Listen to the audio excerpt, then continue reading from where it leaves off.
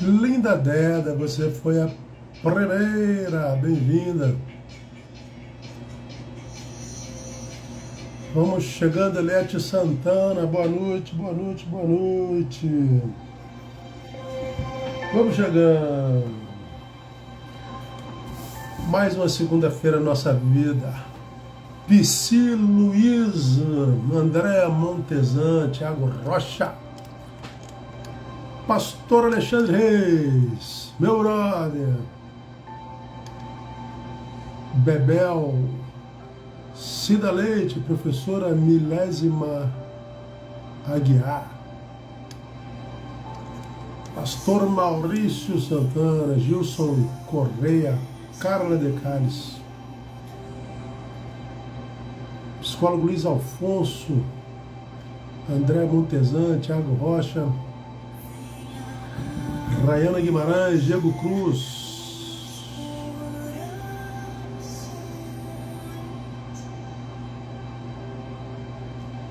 Toda Bela, Armando Gustavo, Carlos Ulisses, e já entrou muita gente, Edil Portugal, Alex Rodrigues, Mary Vini, Kézia Car. Boa noite, vamos chegando. Estamos ouvindo Ana Nóbrega, a Cássia Paladino, Tiago Blum, Isabelle Branco, Tuio Cavalos, Mary Vini, Débora Barbosa, fotografia. Débora e Lucas, manda um oi pro meu filho que está do meu lado. Ô Luquinha, beijo, não só um oi como um beijo. Everton Campelo, oh, aquela mesa tava boa, hein, brother? Tem que marcar mais vezes, uma vez por semana pelo menos. Gilson Correana, Paz do Senhor, Fernando da Silva, boa noite, pastor. Luiz Carlos Manto, essa tua imagem aí é show, né, brother? Nelson Rocha, boa noite, pastor. Boa noite, meu pastor. Rodrigo aqui, quase todo pronto para o dia 8, isso aí. Mônica Alves, meu pastor, hoje é um daqueles dias que preciso ouvir suas palavras. Você benção. Randolph, boa noite. Jorge Vinícius, Márcia Déia, vamos chegando aí, gente. Pastor Jonas Nascimento,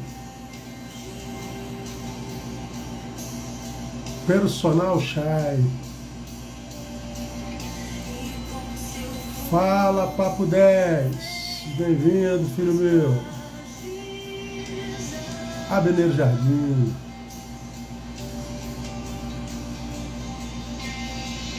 o que dizer, o que fazer quando ele vem?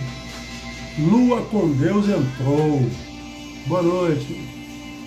Procópio Lete, nós te desejamos outra vez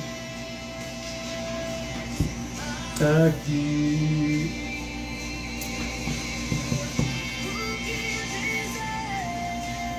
Galeano Fogaça, Lenilton Lopes, boa noite. Op Silva, boa noite. Suas ministrações me deram vida, eu renovo um sentido de vida. Amém. Boa noite, pastor. Beijo na família, obrigada. Saudade do senhor pregando em Anápolis. Priscila Pérsia, obrigado, minha querida. Rodrigo Santos, boa noite, pastor Neil. Deus use mais uma vez. Débora Barbosa, obrigado, ele ficou feliz, que legal. Manda um abração para ele. Mary Vini, alô, já mandei, tá vendo aí? Cláudia do Vale, boa noite.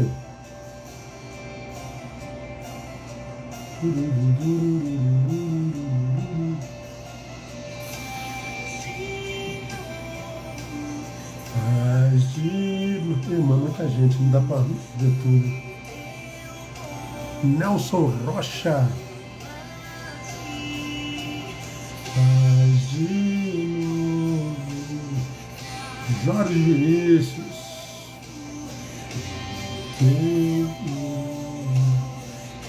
Márcio Gac, pô, que fogueira maneira, hein, brother? Vou marcar uma carne nessa fogueira aí. Moremio entrou, toda bela começou a seguir.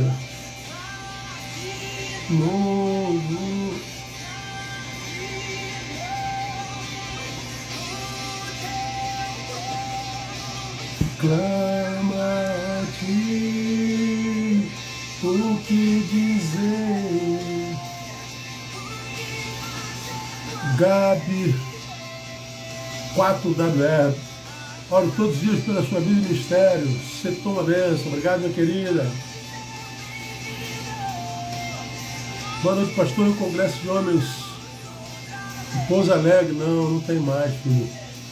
Marcos Farias, paz. Dani Nunes, Jack Olímpio. Semana passada não deu, Jack. Tive um problema.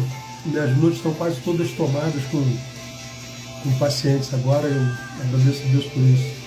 John Snow, Anderson Almeida, pastor amado e querido. Beijo, meu garoto de Brasília. Luan, aqui de Parmadeirinha. Alguém já disse que sou uma bênção? Graças a Deus já. Obrigado, querido. Manda um abraço para minha mãe Carmen. Um abraço para dona Carmen, mãe da Jaque Olímpio. Saúde e longevidade para a senhora. Galeão Fogaça. Glória a Deus, glória a Deus. Vou tirar aqui. Vamos para o nosso bate-papo. Para quem não sabe, Tamarita, minha filha, entrou também. Acabei de acabar uma reunião de 2h30 com os pastores que a gente trabalha junto no grupo. E alguns deles estão aqui, são testemunhas de que isso é verdade, né? Então tivemos 2h30 de bate-papo, terminamos 6h30. Aí tomei um banhozinho, tomei um cafezinho, 8 horas eu estou aqui com vocês. De manhã, também ocupado. Graças a Deus a vida está viva, ativa, e a vida segue com a misericórdia do Senhor. Gente, seja bem-vindo. Algumas informações no início e no final. Vamos lá. Dia 8 de maio, a minha reunião presencial. Na semana que vem, dia 24, já sai o flyer anunciando o lugar. Tem que fazer inscrição. Por quê? Há uma razão, não preciso explicar. São 100 vagas só, apenas. Ou seja, não vai dar ninguém, né? Então são 100 vagas. É um auditório pequenininho. Essa reunião tem um porquê. É uma reunião pequena, uma reunião mais íntima. E vai ser semanal, quinzenal, mas eu não sei. Eu vou fazer essa reunião depois disso aí que eu vou decidir. Repetindo o que eu respondo todo dia. Não vou abrir igrejas. Não vou mais pastorear a igreja local. Então eu não estou falando com minhas palavras. Não. Uma reunião, ministração de palavra. Quem ama ouvir, quem gosta do que eu prego, como eu prego, vai poder estar presente. Todavia vai ter que ter inscrição. Tá certo? Vai sair um número para você escrever, vai ter alguém na porta conferindo o teu nome, porque não vai caber todo mundo, provavelmente. O que eu acredito é o que o grupo que está comigo acredita. Então, na semana que vem, na segunda-feira que vem, já sai o flyer para você se inscrever. Pode vir gente de fora? Pode, se você já tem gente que está vindo de Aracaju, tem gente que está vindo de Resende, tem gente que está vindo de Fortaleza, mas tem que se inscrever. Se você não se inscrever, não vai ter vaga para entrar. Tá bom? Então, quem se inscrever vai ter a confirmação de inscrição. Quanto é, pastor? Não tem quanto. A inscrição é só porque o auditório é pequeno. Se o auditório fosse de 1000 lugares, eu não fazia nem inscrição, deixava entrar quem quisesse e tudo bem. Tá bom? Dia 8 de maio. Só para você saber, no final da nossa palavra, a gente fala de novo. Tá ok?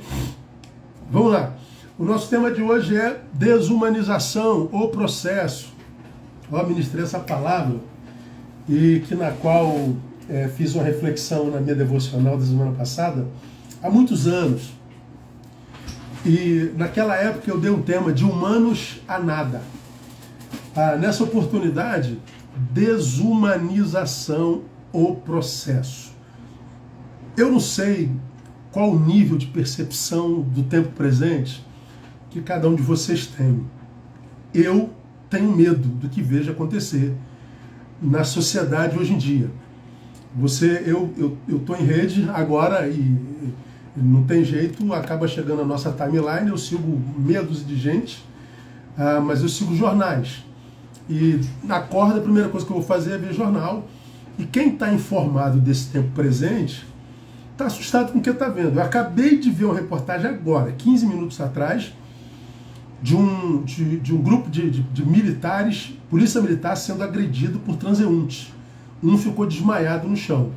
Então você vê briga no trânsito, você vê briga no ônibus, briga no mercado, briga na igreja, briga em todo canto. A violência está cada vez mais presente entre nós e a falta de solidariedade, de amor, de respeito, de valor intrínseco, de valorizar o outro pelo que ele está sumindo das nossas relações. O que se vê hoje é a agressão de todas as naturezas, de todo jeito, e você me tem ouvido falar sobre isso. E eu falo sobre isso o tempo todo, porque para mim, quem sobrevive esse tempo é quem não vive nesse tempo com a cabeça no outro. Vive se iludindo de que está vivendo um tempo diferente do que é real. Eu tenho atendido muita gente que vive com a cabeça na lua, ele tem uma visão romantista, uma visão romântica desse tempo presente, ele tem uma credibilidade infantil no ser humano e na humanidade, ele tem uma esperança paralisante. E eu acho que acreditar é positivo, ter esperança é positivo, mas que tudo isso seja vivenciado com o pé no chão. Porque a gente não pode fechar os olhos à realidade, porque senão a realidade nos atropela sem que a gente perceba quem atropelou. Então eu vejo gente passando por percalços grandiosíssimos na vida e fica de pé, firme, inabalável, porque tem consciência de que isso é possível, porque a realidade é essa aí mesmo.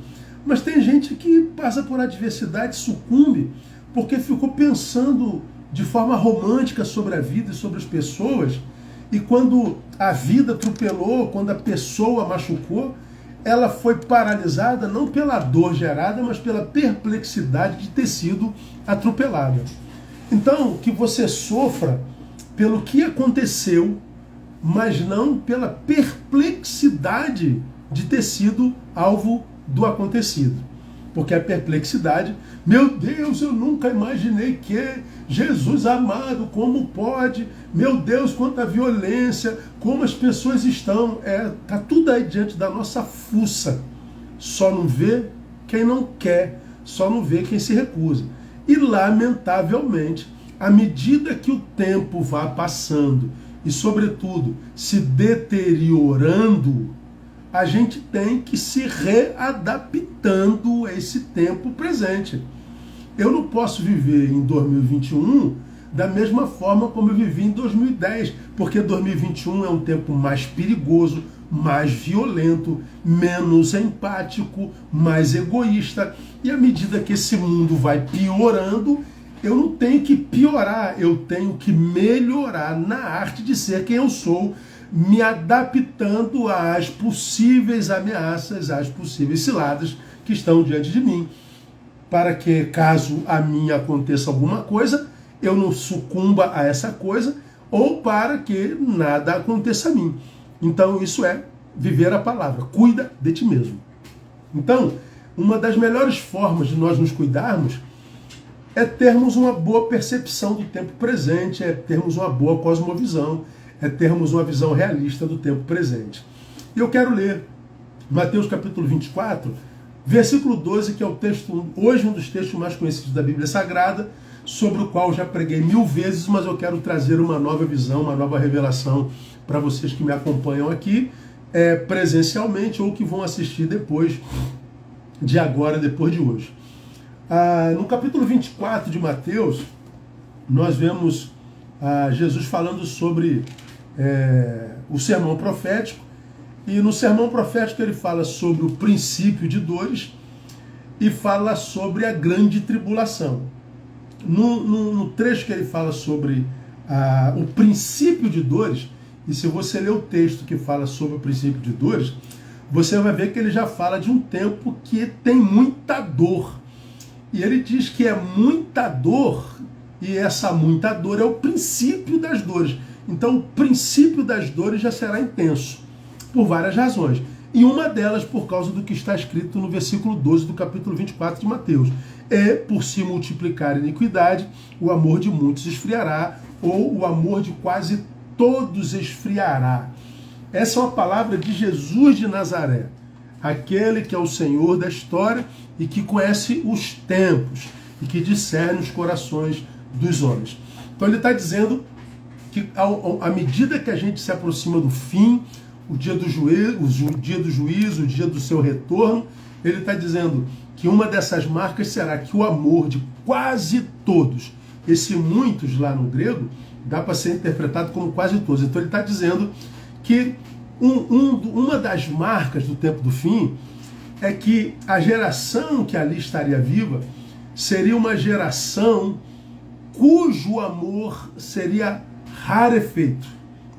Seria uma geração de homens pedra. Então, eu na minha concepção, acho que nenhum versículo na Bíblia, dentre os muitos versículos escatológicos que nós temos no Novo Testamento, nenhum como esse é tão óbvio em evidência como este. Porque é assustador o que a gente está vendo hoje. Ver jornal hoje é ser um candidato à depressão. Ver jornal hoje é ser um candidato a pânico. Ver jornal hoje é ser um candidato a vítima de transtornos de toda a natureza. Por quê? O versículo se refere a um tempo em que já não haveria vida na vida dos seres viventes. É quase um paradoxo. As pessoas estariam vivas, mas não haveria vida nelas. Seriam zumbis andantes, seriam homens pedras. O amor esfria, ele congela, não há mais amor. Esse tempo seria um tempo, portanto, que os corpos caminhariam sem almas pelas ruas do mundo. Seria Walking Dead, caminhando com os mortos, porque corpo sem alma é um cadáver, né? Talvez por isso a gente explique tantos homicídios, quase 60 mil por ano no Brasil. Por isso a gente explique tanta morte relacional, porque há tanto divórcio, porque há tanto litígio, porque há tanta beligerância, porque há tanta violência. Ninguém escapa da violência verbal, emocional, física, de toda a natureza. Nós vivemos um dos tempos mais violentos da história da humanidade. E por que eu interpreto esse texto, o amor de muitos esfriará, como um tempo de corpos sem almas na caminhando? Por que eu interpreto o amor de muitos esfriará como um tempo de Walking Dead, de zumbis andantes? Por causa de 1 Coríntios capítulo 13, que diz: se não tiver amor, nada serei. Já falei sobre isso, não custa nada repetir, porque tem muita gente que nunca ouviu.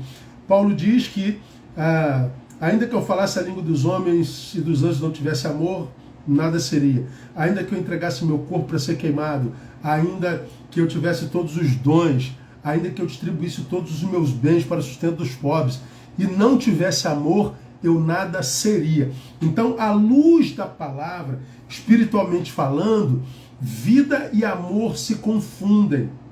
Se não houver amor, nada serei. Ou seja, sou enquanto amo. Então, a gente não morre quando a morte chega. A gente morre quando o amor se vai. Então, quando Jesus diz, por se multiplicar a iniquidade, o amor esfriará, o amor virará um cadáver, ou seja, morto, ele está dizendo que seria uma sociedade de gente morta. Mortos produzem morte. Gente gelada produz cadáveres. Gente emocionalmente doente produz doença. Bom, se não há amor, diz o texto, nada serei. Sou enquanto amo. Se não há amor, o que sobra é o nada. Bom, aí vem o tema da nossa ministração. Desumanização, o processo. Ou seja, de humanos a nada. Quando eu sou humano, estou dizendo que o ser humano é aquele que tem a capacidade de amar. Se eu perco a capacidade de amar, eu me desumanizo. Eu vivo um processo de desumanização. Esse processo de desumanização é o processo de carnificação, de petrificação dos homens. É quando a gente perde a sensibilidade existencial. E aí as relações ficam pedra com pedra, ferro com ferro, todo mundo ferindo, todo mundo se ferindo, todo mundo doente, todo mundo adoecendo, todo mundo se ferrando. Qual é o problema desse amor esfriado? É simples, é que quando eu agrido alguém, eu estou agredindo um nada. Ele não é nada para mim. Quando eu bato em alguém, eu não estou batendo em ninguém. Ou seja, é um nada batendo no nada, é um nada agredindo um nada, é um nada denigrindo ao nada. Quando eu estou roubando alguém, o cara está dizendo, você não é nada para mim alguma coisa é teu tênis, teu celular, tua cadeira, tua carteira. Então, é um nada, é um homem morto roubando a um morto homem. Quando eu produzo dor em alguém, eu estou produzindo dor em ninguém. Quando eu estou ofendendo alguém, eu estou ofendendo ninguém. Quando eu estou torturando ninguém, eu estou torturando alguém, eu estou torturando ninguém. Quando se mata alguém, se mata o nada.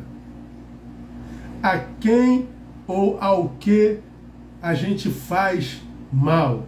Ao nada. Porque se o homem produz o mal porque o amor nele morreu, a Bíblia diz que sem amor ele não é nada. Então ele não é nada.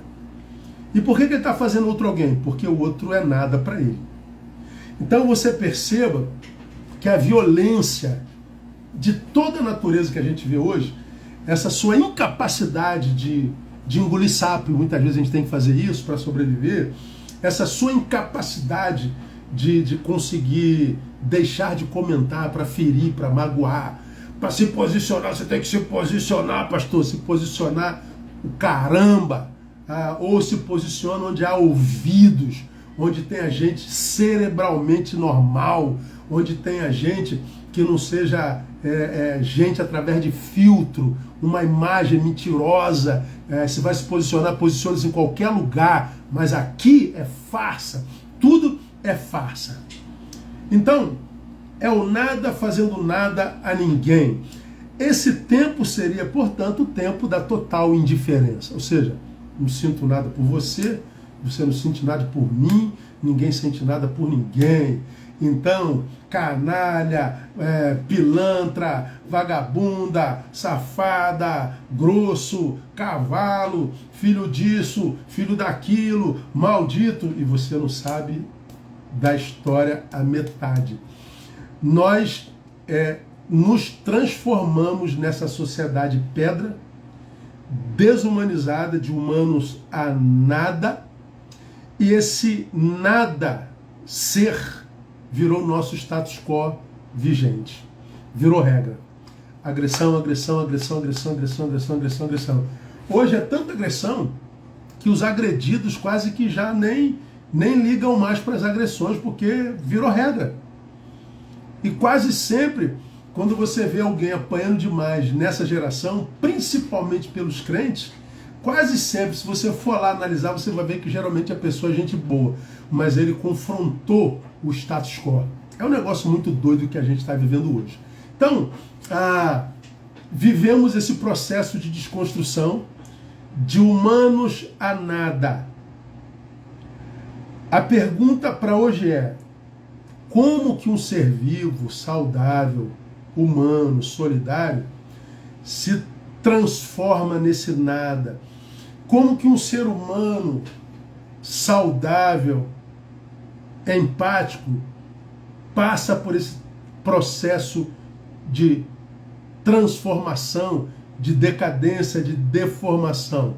Bom, o texto que nós acabamos de ler responde: e por se multiplicar a iniquidade, o amor esfriará. Por se multiplicar a iniquidade, o processo de desumanização acontece. Iniquidade. A palavra iniquidade, no grego, é a palavra anomia, anomos.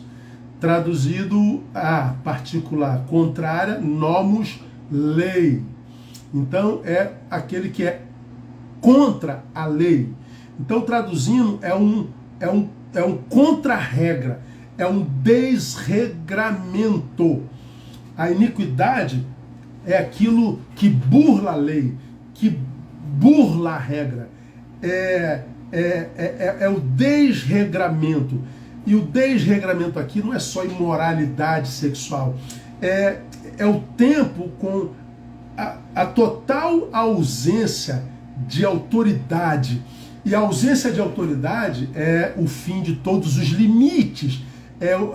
A iniquidade é o fim dos limites, das raias limítrofes das relações da existência humana. Entenda limites como o que promove justiça entre os homens. Vou dar um exemplo. Eu sou de um tempo, hoje a gente não ouve mais isso, né? Mas outrora, você que é um pouquinho mais antigo, como eu, nasceu mais cedo, você ouviu isso aqui, ó. O teu direito acaba quando começa o meu. O meu direito acaba quando termina o seu.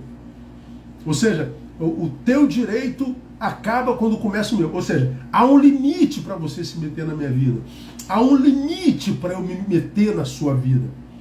Há um quadrado que é só meu, ninguém pode entrar. Há um quadrado que é só teu, ninguém pode entrar. Esse limite estabelecia o lugar de cada um e ninguém invadia esse lugar. Isso chamava justiça. A iniquidade é a retirada desses limites. A iniquidade é a ausência disso que impede invasão. Então hoje eu me meto na sua vida, você se mete na minha vida, eu tiro o que é teu, você tira o que é meu. Não há mais justiça a lugar nenhum, você não vê mais regra, não existe mais nada, você pode tudo em nome de tudo. É o fim de todos os limites. É a retirada. Iniquidade é a retirada da capacidade de convívio mútuo. Bom, você não pode mais sair na rua porque vão roubar teu celular. Eu estava vendo uma reportagem em São Paulo. Em São Paulo, eles estão roubando o celular ao cubo. Então, tu está no jornal, no sinal, eles quebram o vidro do carro, pegam o celular e saem correndo. Tu vê no centro do Rio, você não pode andar com mais nada na mão. Eles tomam, saem correndo de bicicleta, a pé, eles fazem um bando, roubam você e te espancam. Aí os especialistas em segurança dizendo, não sai mais com o celular na mão, a bolsa tem que ficar na frente. Aí a gente fica pensando, meu Deus, eu não posso mais falar no celular. Eu não posso mais andar de bicicleta, que estão roubando a minha bicicleta. Eu não posso mais andar com a minha bolsa, porque estão roubando a minha bolsa. Mostrei para vocês numa publicação no meu Insta, pessoas estavam roubando muletas de um hospital infantil, roubando muletas usadas, meu Deus do céu. As pessoas estão roubando fios telefônicos, as pessoas estão roubando tudo. Nós não podemos mais ficar na rua depois das 8 horas, nós não podemos mais sair à noite, ou seja, nós não podemos mais nada. E não tem a quem reclamar, não há justiça, não há juiz, não há mais nada. Os limites acabaram. Eles entram nos prédios e roubam as bicicletas, eles roubam os carros, eles espancam os idosos, os bandidos estão soltos e nós estamos presos. Cadê a justiça? Não tem, é iniquidade. É iniquidade. E nem os agentes de justiça são mais críveis, e nem os agentes de justiça podem fazer mais nada, porque se o garoto rouba o teu celular e te dá um tiro no ombro, ele é preso e é solto na mesma hora pelo delegado, porque você não pode tocar no menorzinho. A justiça não deixa. Mas eu fico no meu prejuízo, Neil. Fica no seu prejuízo. Por quê? Por causa da iniquidade. Iniquidade. Eu estou com ódio da vida, então eu entro numa escola e mato 4 crianças com machadada. Ele me chamou de orelhudo, então eu vou entrar na minha escola e vou dar facada em todo mundo. Iniquidade. O idoso se aposenta, não tem dinheiro para comprar remédio, ele está fazendo um tratamento grave, o remédio custa muito caro. O governo é obrigado a lhe dar o remédio, mas não tem remédio, porque iniquidade. Iniquidade, iniquidade, iniquidade, iniquidade. Hoje eu estava vendo a reportagem, a PGR pede ao Supremo Tribunal Federal a prisão de Sérgio Moro. Ou seja, quem é preso agora é o juiz, não é mais o bandido. Li ontem no jornal, Supremo Tribunal de Justiça mandou devolver o helicóptero, 7 milhões de reais em dinheiro e as propriedades e carros de André do Rap, do maior traficante e sequestrador do Brasil. Devolvam o helicóptero dele, devolvam os milhões dele, as casas e os carros do maior traficante do Brasil, que foi solto pelo Supremo. Prendam o juiz. Iniquidade. Iniquidade. À medida que a iniquidade aumenta, o amor em nós esfria. Porque quando você vê iniquidade sem poder fazer nada, você fica com raiva, você fica com ódio. Se você não cuidar da tua alma, você adoece. É o fim de todos os limites. Isso vai gerando uma incapacidade de convívio mútuo. Porque eu não posso mais sair na rua, que eu roubei o celular, vou roubar meu tênis. A menina não pode mais sair da noite porque vão estuprá-la. Como eu já disse num dos meus sermões, é o fim da sapiência no Homo sapiens, dando prevalência ao Homo somáticos. Ou seja, o Homo sapiens, o intelectual, o racional sai e entra o bicho, o animal, o instintivo. A iniquidade, gente, é o que produzirá, sabe o quê? O fim da sociedade. É o que vai produzir mais cedo ou mais tarde uma convulsão social que não vai ter mais regra, não vai ter mais o que fazer. Você já está vendo em São Paulo o número de pessoas viciadas em crack se multiplicando, já estão invadindo farmácias, estão invadindo o mercado, estão invadindo as ruas e alguns bairros, os moradores não podem mais ir e vir, os imóveis já não valem mais nada, tudo isso se multiplicando, se multiplicando, se multiplicando, e a gente vai tomando isso tudo como normal, vai chegar uma hora que a gente não vai mais conseguir viver. Isso tudo mexe na tua psique, isso tudo mexe no teu coração, isso tudo te adoece. É exatamente o cumprimento do que vaticinou, do que profetizou o apóstolo São Paulo quando escreveu a seu filho Timóteo, no 2 Timóteo capítulo 3, de 1 a 2, 1 e 2, que eu falo muito sobre esse texto porque para mim ele é nevrálgico. Sabe, porém, isto, que nos últimos dias sobrevirão tempos penosos, ou dolorosos, ou difíceis. Os últimos tempos seriam quase que insuportável. Por que, Paulo? Ele diz, os homens serão amantes de si mesmos, portanto, egoístas ao extremo, não é amor próprio, é egoísmo ao extremo, gananciosos, ou seja, o que conta é o dinheiro, presunçosos, ou seja, não respeitam mais ninguém, soberbos, se veem mais do que o que são, blasfemos, desobedientes aos seus pais, ingratos, ímpios, sem afeição natural. Você já falei sobre isso 1000 vezes. Chegaria um tempo em que na Terra haveria uma geração que nas emoções não haveria afeto. Seriam homens pedra mesmo, seriam psicopatas.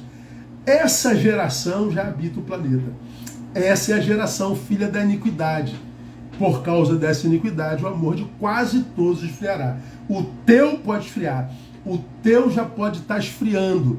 E quem pensa que passa incólume a isso, está se auto-enganando. Precisamos nos guardar. Então, é claro que hoje eu preciso me guardar do meu semelhante, porque o que a gente pelo outro, sente pelo outro não é amor. Amor, ama teu próximo como a ti mesmo. A gente não ama o nosso próximo como a ti mesmo. A gente teme ao nosso próximo. Lá na legenda eu falei, hoje, o que você sente pelo próximo? Amor ou medo? Hoje a gente sente medo. A gente tem medo do outro. A gente não ama o outro, a gente tem medo, a gente se esconde. A gente se guarda do outro. Essa é a grande realidade. Agora, se o startar da desconstrução começa pela iniquidade, quais são os sintomas que essa iniquidade vai gerando lentamente nas pessoas que já são alvos desse esfriamento? 1 Coríntios capítulo 13 nos revela.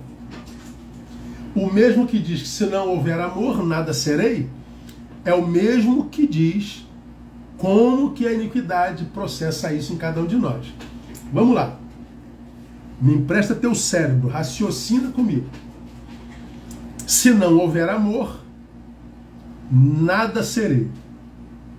Agora, olha como que a palavra, pela boca de Paulo, define amor. Se não houver amor, eu não sou. Eu sou enquanto eu amo. Ok? Quando eu digo que já não há mais amor em mim, eu estou dizendo exatamente isso aqui, porque Paulo define amor assim: o amor é sofredor, é benigno. O amor não é invejoso. O amor não se vangloria, não se soberbece, não se porta inconvenientemente, não busca seus próprios interesses, não se irrita, não suspeita mal, não se regozija com a justiça, mas se regozija com a verdade. O amor tudo sofre, tudo crê, tudo espera, tudo suporta. Então, escute o que o texto está dizendo. Se não houver amor, não há nada disso que a Bíblia diz que o amor é. Então, como que o processo inicia-se em nós? Primeiro, o texto está dizendo que o amor é sofredor. Se não há amor, o que o texto está dizendo? Primeiro, nós nos tornaremos incapacitados para o sofrimento. O amor é sofredor. Então, no amor, é guardado pelo amor, é habitado pelo amor, é sendo praticante do amor, que eu encontro sustentabilidade para suportar as dores da vida, os sofrimentos da vida. O amor é sofredor. Eu não. O amor é sofredor, você não. Você não aguenta a dor se perder a capacidade de amar. Porque tem tanta gente se revoltando, gente matando, a mulher me deixou, feminicídio atrás do outro, porque eu amava demais ela. Não, né? Não. É porque você não amava mais nada. Nem a si mesmo. A ponto de tirar a vida de alguém que te disse não, porque o que te habita é narciso, é um narcisismo louco, você é um amante de si mesmo, não é amor próprio, você tem um amor patológico, é narcisista, e aí quando alguém diz para o narciso, eu não te quero mais, Narciso não se aguenta, e aí ele abre mão da própria liberdade para fazer justiça com a própria mão. Ele não aguenta sofrimento. É alguém que perdeu alguma coisa, minha vida acabou. Não, o que acabou foi o casamento. Minha vida acabou. Não, o que acabou foi o emprego. Minha vida acabou. Não, o que acabou foi um bando de amigos falsos. Mas a vida é mais do que o emprego, é mais do que o casamento, mais do que um bando de amigos falsos. Quando há amor, a gente sofre com dignidade. Porque a gente sabe que no amor a gente está vacinado para suportar o que a vida é. A vida não é justa. Os homens não são bons. O que caminha pelas ruas da cidade não é misericórdia, é violência. As relações são marcadas por ingratidão e não por reconhecimento e honra. A vida está cada vez mais difícil. Por quê? Porque os dias seriam penosos, dolorosos, porque não haveria mais amor, meu Deus do céu. Isso é a realidade. Qual o problema? Nenhum, se eu tiver manutenido a capacidade de amar. Agora, se você se torna iracundo, se você se torna desses apedrejadores que estão aí, falsos moralistas, falsos santos, falsos crentes, nas redes produzindo violência, você vai ser a próxima, mané. Você ajuda a alimentar a iniquidade em nome dessa sua falsa santidade, em nome desse falso ativista das causas nobres. Você alimenta essa iniquidade pela tua violência toda. Porque quando você faz, por exemplo, uma crítica a uma pessoa que você não conhece, instigado por alguém que você ouviu, que você não conhece, você está reproduzindo a maldade dele sobre a vida de alguém que de repente é inocente, e que inocente não tem estrutura emocional, te responde com agressão, Você o adoece, ele te adoece, estraga teu dia, estraga teu agora. Esse é um tempo de relações burras na minha concepção. Porque perdemos a capacidade de amar. Quer um exemplo, gente? Aonde que você acha que nasce a frustração com Deus, mesmo sendo Ele perfeito? Estou frustrado com Deus. Meu irmão, pelo amor de Deus. Aonde que você acha que nasce o ateísmo? Aonde que você acha que nasce uma vida cristã sem compromisso? Quando foi que a oração virou só um discurso entre nós, mas algo praticado por nós? A resposta é a mesma.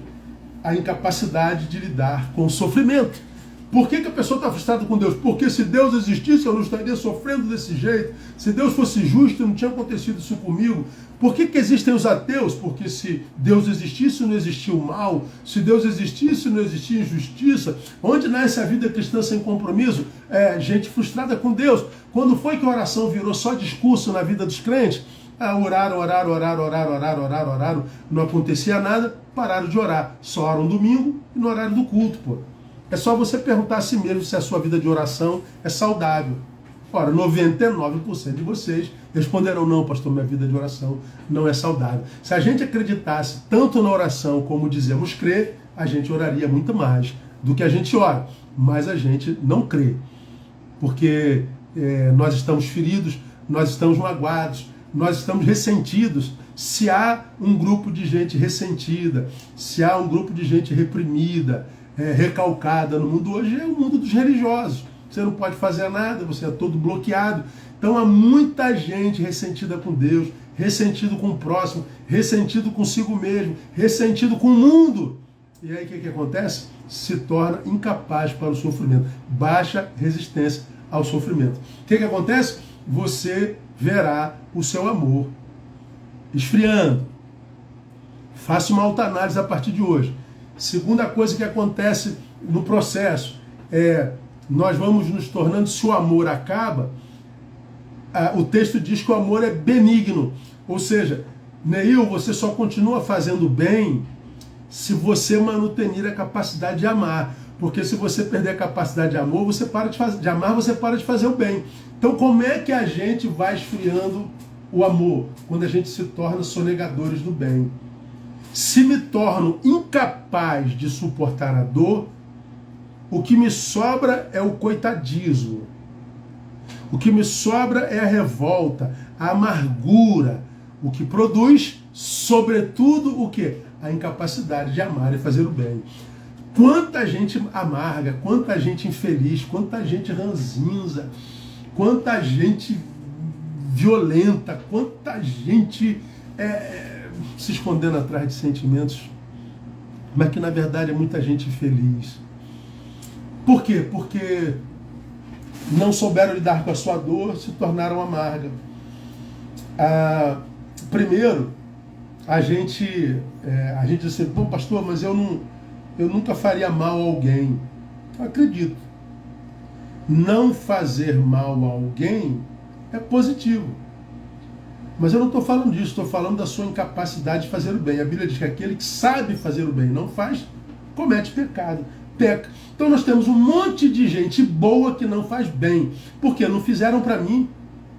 Pastor, só quer que eu ajude o fulano? E eu quero mais que ele morra, pô. Quando eu mais precisei dele, pastor, eu quero que todo mundo morra mesmo, e ninguém se importa comigo, eu vou tirar tudo mesmo, eu vou roubar tudo, eu vou destruir tudo.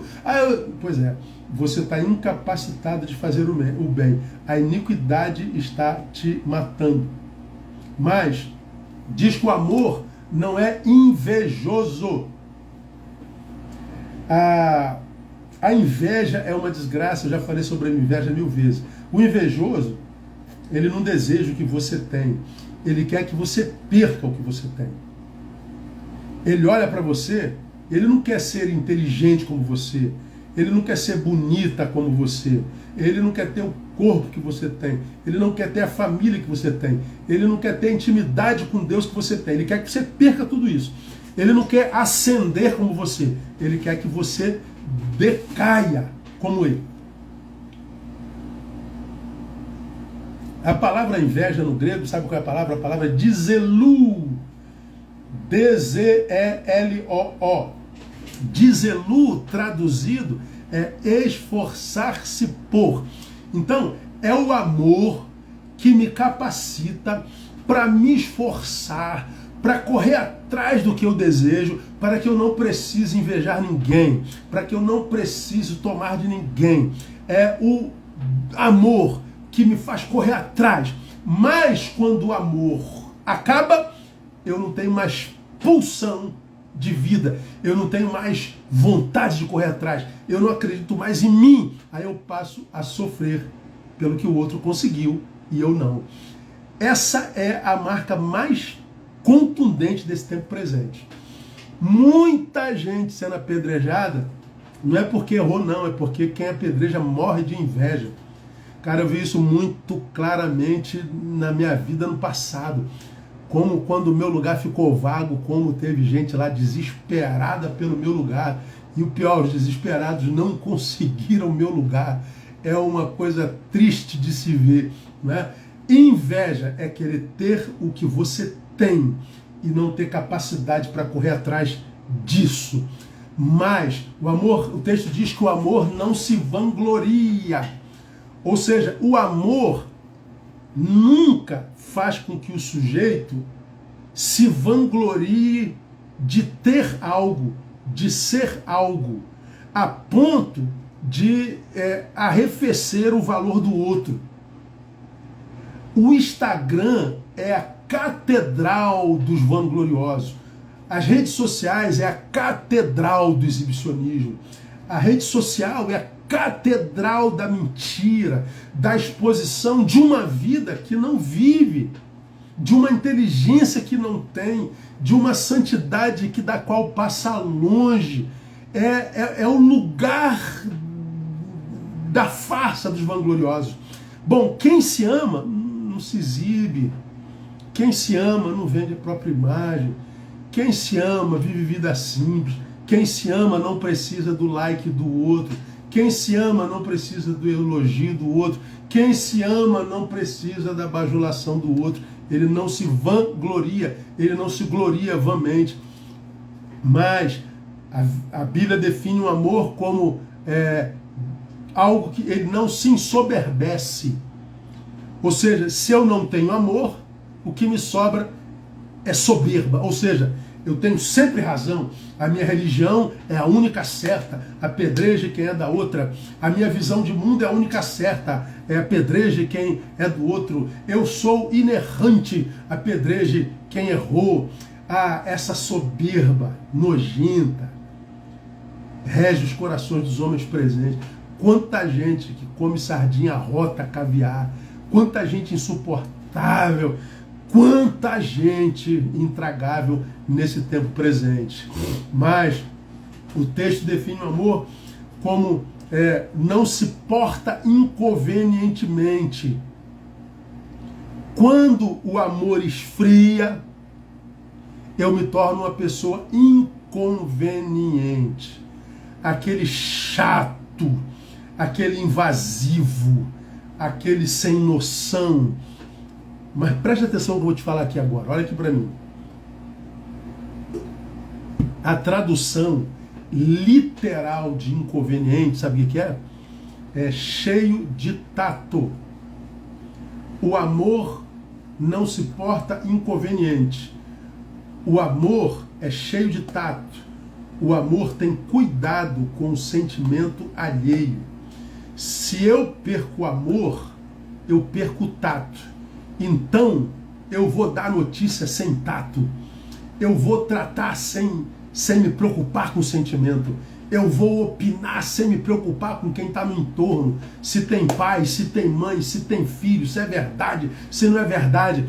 O inconveniente perdeu o tato. Perdeu o tato. Eu vi uma postagem agora há pouco de um rapaz que tem uma doença degenerativa e ele treina capoeira.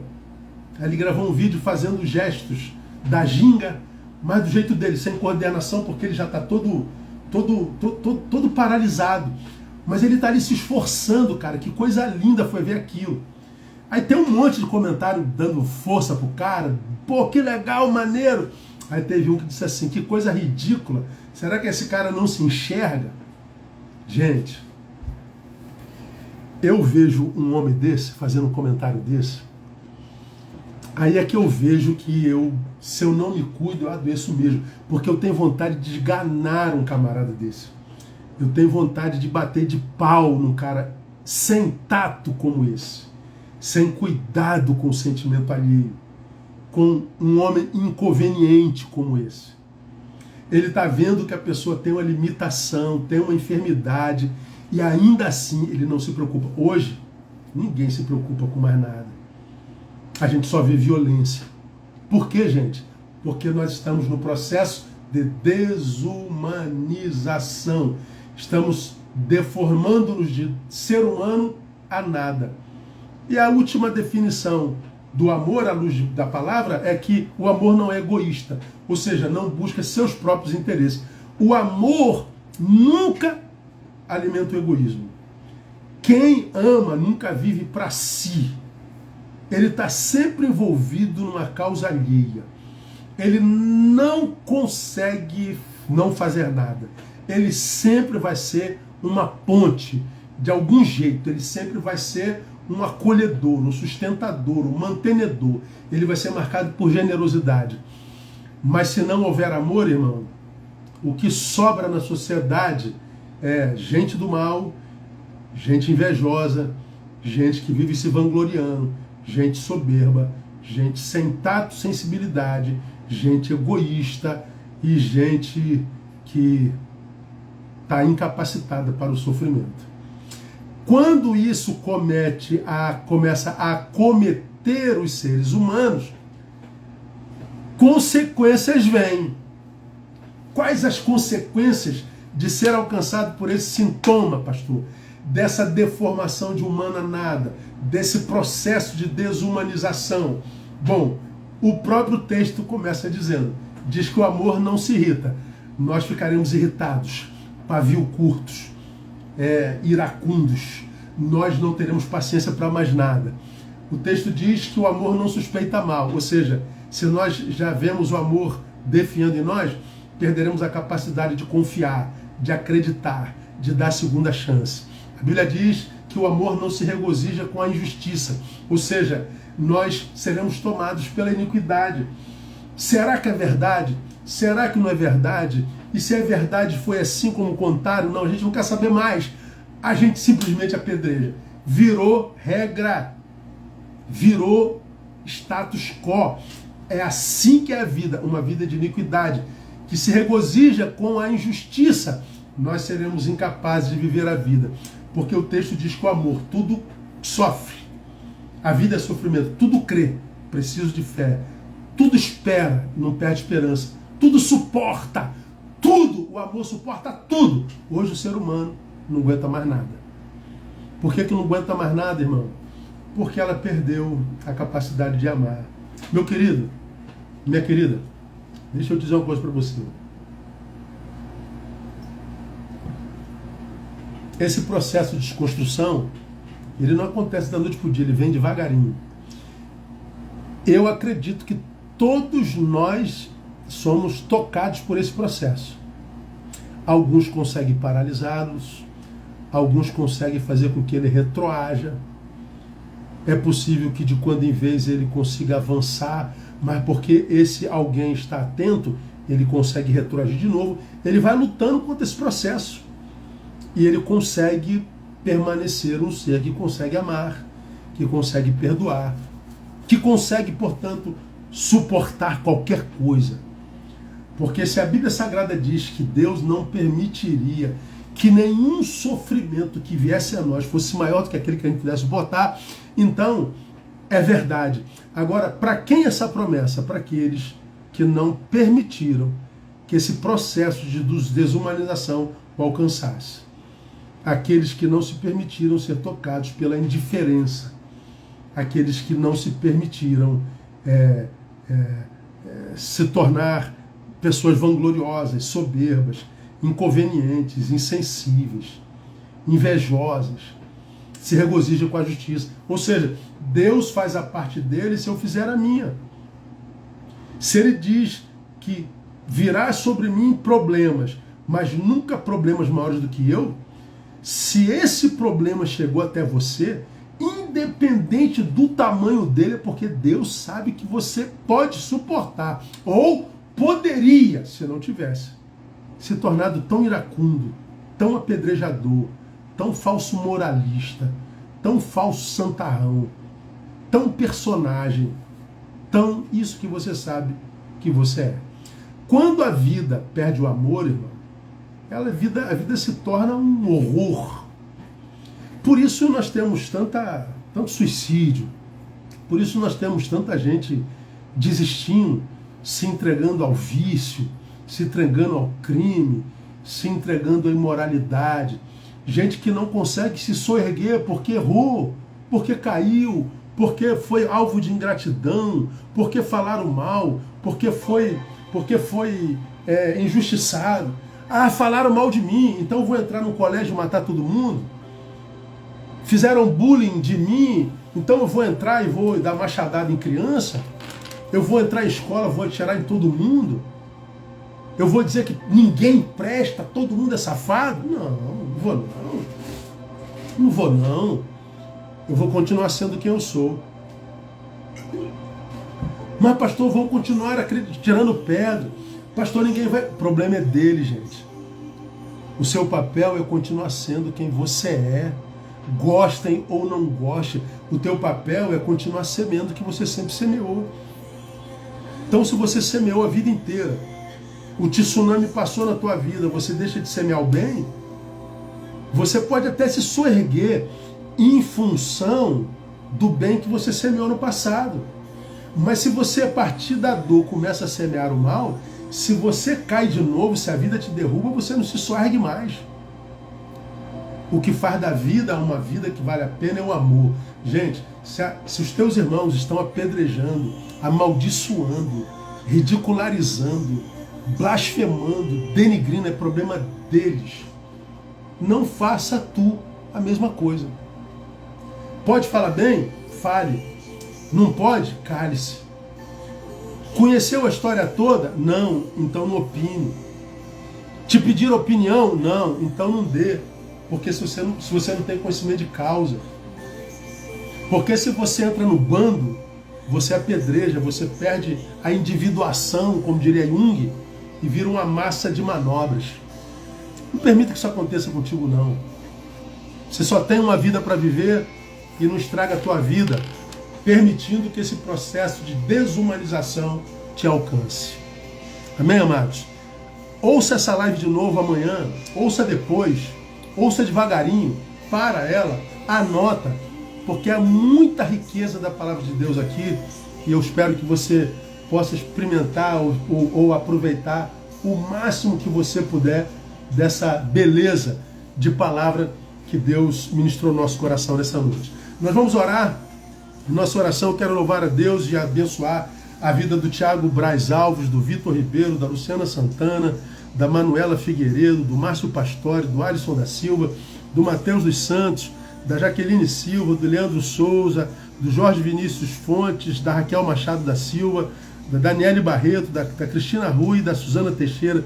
Vocês têm sido bênção na minha vida, eu louvo a Deus pela vida de vocês, oro por vocês diariamente, que Deus possa multiplicar a semente que vocês semeiam em minha vida, e pode ter certeza, é terra fértil isso aqui, e vai ser retorno para a tua vida. Muito obrigado pela generosidade de vocês. Dia 8 de maio, encontro presencial. Na próxima segunda-feira já sai o flyer para inscrição. 100 vagas apenas. Nenhuma, nem mais nem menos. Eu acho que não são nem 100 lugares sentados, são menos lugares, então alguns vão sentar, outros vão ficar em pé. É um auditório pequenininho e a intenção tem lógica. Queria falar com o senhor, pastor. Quero um atendimento profissional. neilbarreto.pix@gmail.com. Pastor, eu queria semear na sua vida, quero abençoar o senhor e semear na terra que o senhor é. neilbarreto.pix@gmail.com. Agradeço a vocês que têm abençoado e têm ajudado no nosso sustento. Deus abençoe vocês. Na semana que vem estamos juntos, se Deus quiser, na segunda-feira, com novas da nossa reunião presencial, e eu espero poder ver você lá. Muito obrigado, Deus abençoe você, vamos orar, e cuidado com o processo de desumanização. Vai alcançar a quase todos. Por se multiplicar a iniquidade, o amor de quase todos esfriará. Que não seja você um alvo desse esfriamento. Tá bom? Deus abençoe você. Vamos orar. Pai, muito obrigado por esse tempo precioso que passamos juntos aqui, com essas centenas de pessoas aqui presentes. Muito obrigado, Deus, por aqueles que aparecem aqui com o nome, aqueles que aparecem com Instagram falso, porque tem vergonha de se revelar. Muito obrigado por aqueles que verão depois de agora, verão amanhã, verão depois. Tantos milhares que verão essa live. Que essa palavra os alcance, que essa palavra os abençoe, que essa palavra os transforme, que essa palavra os arme, para que eles possam interceptar esse processo de desumanização que nós vemos tão claramente acontecer na sociedade presente. Deus, nós não queremos ser só religiosos, nós queremos ser humanos, porque Tu trabalhas com seres humanos e não com religiosos. Queremos, ó Deus, ser canal de bênção e não de apedrejamento. Nós queremos ser alvos da Tua graça e não agentes de desgraça. Que essa noite seja noite de cura nos meus irmãos, que essa noite seja uma noite de ressignificação, de salvação na vida dos meus irmãos. Que essa noite seja noite de resposta, seja noite de conserto na vida daqueles que ouvem essa palavra. Dá-nos uma semana de bênção, guarda-nos do mal, do homem perverso e nos mantém de pé. É o que nós oramos e o fazemos confiados no mérito de Jesus, nosso Senhor, que reina. Amém e amém. Deus abençoe vocês. Beijo, boa semana, até segunda-feira, permitindo o Senhor.